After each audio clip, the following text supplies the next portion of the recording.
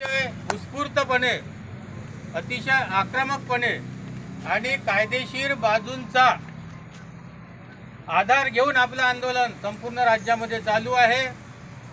एक घटना खापरखेडा येथे परवाच्या दिवशी घडून आली। साहेबांशी आता आमची चर्चा झाली। साहेबांना कदाचित माहीत नसेल की कामगारांना आंदोलन करण्याचा अधिकार कायद्याने दिलेला आहे, संप करण्याचा अधिकार कायद्याने दिलेला आहे, काम बंद करण्याचा अधिकार कायद्याने दिलेला आहे आणि या सर्व कायदेशीर बाजूंचा वापर करून आपण हे आंदोलन करतो आहे। आणि कायदेशीर बाजूंचा वापर करून जर आपण आंदोलन करतो आहे तेव्हा कायद्यामध्ये अशी तरतूद आहे की जर कामगार जर संपावर गेले असतील तर दुसऱ्या कामगारांना कामावर पाठवता येत नाही, ते बेकायदेशीर असते। हे कायद्यामध्ये लिहिलेलं आहे, मी काही सांगत नाही। परंतु जाणून बुजून संपावर असलेल्या कामगारांना भडकवण्याच्या दृष्टिकोनातून असू शकते, त्यांचा संप चिघळवण्याच्या दृष्टिकोनातून असू शकते, असा प्रकार या ठिकाणी घडल्यामुळे भावना अनावर होऊन कायद्याचा प्रश्न इथं निर्माण झाल्याचा जो काही बाऊ इथं केला जात आहे त्याच्याबद्दल आम्ही चर्चा केलेली आहे। ही परिस्थिती निर्माण होण्यासाठी कोण जबाबदार आहे याचा विचार प्रशासनाने केला पाहिजे, कलेक्टरने केला पाहिजे, तहसीलदारने केला पाहिजे, पोलीस प्रशासनाने सुद्धा केला पाहिजे, असं आम्ही या ठिकाणी बोललेलो आहे।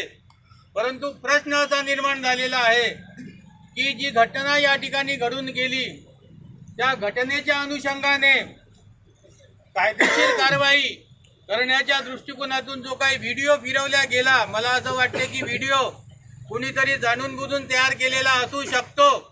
असे प्रकार होत असतात। आंदोलन बंद करण्याच्या दृष्टिकोनातून, चिघळवण्याच्या दृष्टिकोनातून असे प्रकार होऊ शकतात।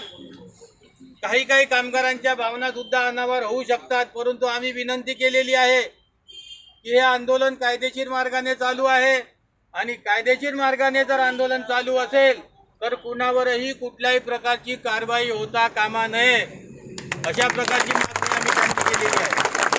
पोलीस प्रशासनाने आमच्यासमोर हाच प्रश्न केला की जरी कायद्याने आंदोलन करण्याचा अधिकार तुम्हाला असला तरी तुम्हाला रस्त्यावर आंदोलन करता येत नाही, तुम्ही पोलिसांची परमिशन घेतली का? आपण पोलिसांना पत्र दिलेलं असेल, स्थानिक प्रशासनाला पत्र दिलेलं असेल, आपल्याला परमिशन मिळेलच याची काही गॅरंटी नसते। परमिशन जरी मिळाली तरी ते परमिशन नाकारण्याचे अधिकार अधिकाऱ्यांना असतात, कदाचित त्याचा त्यांनी वापर केलेला असेल।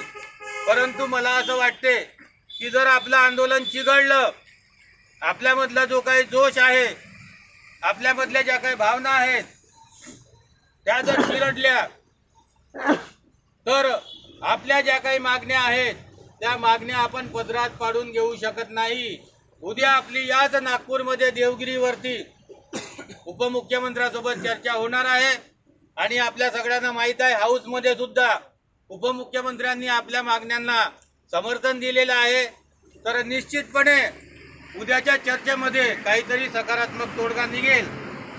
आणि एक लक्षात घ्या, कामगाराच्या आंदोलनाचा इतिहास आहे। कामगाराच्या आंदोलनामध्ये आजच्या आजच आपल्याला सगळे भेटते असं काही नसते।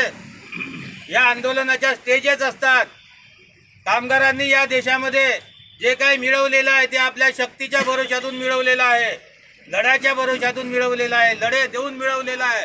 अनेक वर्ष त्याच्यामध्ये गेलेली आहेत। म्हणून आपण असाही समज करून घेऊ नये किंवा तसं कोणी भडकवण्याचा सुद्धा प्रयत्न करू नये की उद्या चर्चा झाली म्हणजे सर्वच्या सर्व प्रश्न एका दिवसामध्ये आमच्या सुटून जातील।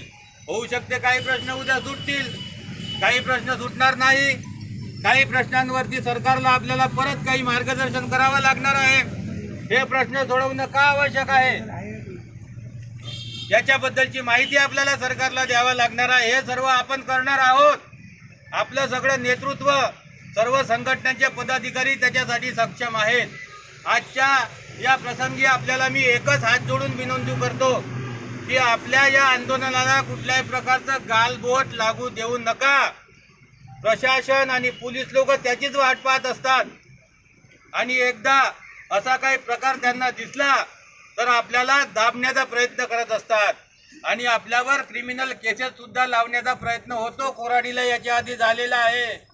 आणि त्याचा परिणाम असा झाला की 110 जे आपले कामगार लागलेले होते त्यावेळेस SSL म्हणून लागलेले होते, आंदोलनामुळे त्यांच्यावरती केसेस झालेल्या होत्या, त्या 110च्या 110 लोकांना सुद्धा नंतर कामावरून काढण्यात आलेलं आहे। आपल्याला आंदोलन सक्सेस पण करायचं आहे, आपल्याला कायद्याचं पालन पण करायचं आहे, आपल्याला सुरक्षा आणि दक्षतेकडे पण आपल्याला लक्ष द्यायचं आहे, परंतु आपल्याकडून असा प्रकार कधी होऊ देता कामा नये याची सुद्धा दक्षता आपल्याला घ्यायची आहे। अन्यथा तर उद्या चालून सरकारला अधिकार आहे ते एस्मा लावू शकतात, 144 कलम लावू शकतात। आताचं सरकार आणि आताचं प्रशासन काही तेवढं आपल्या बाजूचं आहे असं मला तरी वाटत नाही। तुम्हाला काय वाटते तुम्ही समजा। तर अशा परिस्थितीमध्ये आपली जी काही एकजूट आहे, आपली जी काही शक्ती आहे, आपले जे काही आंदोलन आहे, त्या शक्ती आणि एकजुटीच्या भरोशावर आपल्याला जेवढं काही मिळवता येईल तेवढा मिळवण्याचा आपण निश्चितपणे प्रयत्न करूया आणि तो करणार आहोत। उद्याच्या चर्चेमध्ये निश्चितपणे आपल्याला काहीतरी आउटपुट भेटणार आहे। परंतु आजच्या प्रसंगी मी तुम्हाला एवढंच सांगू इच्छितो की हे पोलीस प्रशासन आता सक्रिय झालेलं आहे। त्यांनी आता मला हे सांगितलं की तुम्ही आंदोलन चालू ठेवा, आंदोलनाला मी थांबवू शकत नाही, मला तो अधिकार नाही, परंतु जर अशा प्रकारचा जर प्रकार होत असेल तर मी कोणालाही सोडणार नाही। मी सर्व लोकांना कायदेशीर कारवाई सर्वांवर करण्यासाठी मागे पुढे पाहणार नाही। म्हणजे आपल्या आंदोलनाला पोलीस प्रशासनाचा सुद्धा विरोध नाही आहे, परंतु हा जो प्रकार या ठिकाणी घडला की घडवून आणण्यात आला त्याचा आपण शहानिशा करणार आहोत। परंतु सध्याच्या प्रसंगी सर्वांना मी एकच विनंती करतो की आपल्याला जर आंदोलन करायचं, आपल्याला त्यांनी आता लाऊडस्पीकरची परमिशन नाकारलेली आहे, ठीक आहे, लाऊडस्पीकरनंच आंदोलन होते का? याच्यानंतर मोठे DJ लावून आपण आंदोलन करू शकतो, आपल्याला परमिशन भेटते। पण सध्याच्या काळामध्ये त्यांनी आपल्याला लाऊडस्पीकर वापरण्यावर बंदी घातलेली आहे। पब्लिक प्लेस म्हणजे रस्ता, फुटपाथ हे पब्लिक प्लेस मध्ये येत असते आणि पब्लिक प्लेसवर जर आंदोलन करायचं असेल तर कोणाची परमिशन घ्यावं लागते? स्थानिक प्रशासनाची परमिशन घ्यावं लागते, पोलिसांची परमिशन घ्यावं लागते। लॉ अँड ऑर्डरचा प्रश्न निर्माण होणार नाही याचं प्रतिज्ञाचं पत्र आपल्याला भरून द्यावं लागत असते।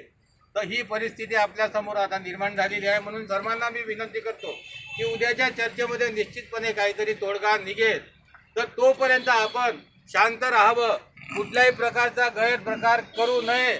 आपल्यातर्फे किंवा आपल्या कुठल्या तरी बंधू भगिनीतर्फे अशा प्रकारचं कृत्य होईल याची आपण सर्वांनी काळजी घ्यावी। आपण आंदोलन करणार हे काय आपलं पहिलं आणि शेवटचं आंदोलन नाही आहे आणि या देशाच्या इतिहासामध्ये एकाच आंदोलनात आपल्याला सर्व काही भेटलं असा काही आपल्या या देशाचा इतिहास नाही आहे। म्हणून आपलं आंदोलन आपल्याला शांततेच्या मार्गाने चालवायचे आहे। मला या ठिकाणी तुम्हाला अशी सूचना करावीशी वाटते की आपल्याला त्यांनी आता जिथं परमिशन लागते तिथं आंदोलन करण्यास नकार दिलेला आहे। म्हणजे आपण रस्त्यावर आंदोलन करू शकत नाही, लाऊडस्पीकर सुद्धा लावू शकत नाही। तर आपण ज्या ठिकाणी आंदोलन करत म्हणजे आपलं जे आंदोलन स्थळ होतं त्याच्या आतमध्ये आपण एकत्रित येऊ शकतो, 144 कलम काही लावलेलं नाही आहे। तर मला असं वाटते की खूप घोषणा दिल्या म्हणजेच आंदोलन होते का?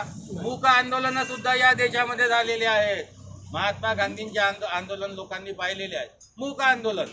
आपल्याला रोष व्यक्त करण्यासाठी अनेक मार्ग असतात। जपानमध्ये जेव्हा आंदोलन होते तेव्हा ते काय करतात? खूप जास्त प्रोडक्शन करतात, म्हणजे ते सामान ठेवासाठी सुद्धा त्या कारखान्यात जागा राहत नाही, याला सुद्धा आंदोलन म्हटले जाते। आंदोलनाचे अनेक प्रकार असतात, संविधानिक मार्गाने आंदोलन करण्याचे जे काही मार्ग आहेत त्या मार्गाने आपण आंदोलन केलं पाहिजे। मी हे सांगतो आहे, याचा कोणी असा अर्थ घेऊ नये की आपल्याला काही माघार घ्यायची आहे, आपल्याला माघार घ्यायची नाही आहे। परंतु सध्याच्या परिस्थितीमध्ये कायदेशीर प्रश्न निर्माण होणार नाही अशा पद्धतीनं आपल्याला आंदोलन करावं लागणार आहे। पेंडॉल काढू द्या, पेंडॉल काढला म्हणून आमची खूप मानहानी झाली असं पण समजण्याचं कारण नाही आहे। आपण याच्यानंतर याच्यापेक्षा मोठे मोठे पेंडॉल टाकू आणि त्याला काय काय लागते ते सगळं करणार आहोत। परंतु सध्याच्या परिस्थितीमध्ये आपण आपला संयम ठेवावा।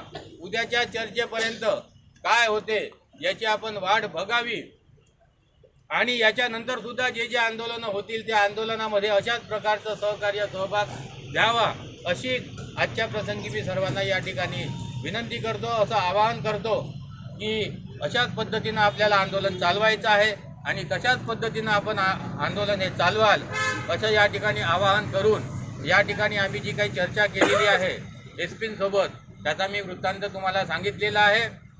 गरज पडली तर आपण कलेक्टर सोबत सुद्धा बोलू शकतो, कारण जेव्हा लॉ अँड ऑर्डरचा प्रश्न निर्माण होतो तेव्हा यांनाही अधिकार नसतात, ते अधिकार कलेक्टरला जात असतात.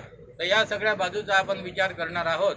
सध्याच्या परिस्थितीमध्ये आपण शांत राहावं, शांततेने आंदोलन करावं, कुठल्याही प्रकारचा कायदेशीर विनयभंग आपल्या हातून होणार नाही याची काळजी घ्यावी एवढं आवाहन आपल्याला करतो. आणि आपण मला या ठिकाणी बोलण्याची संधी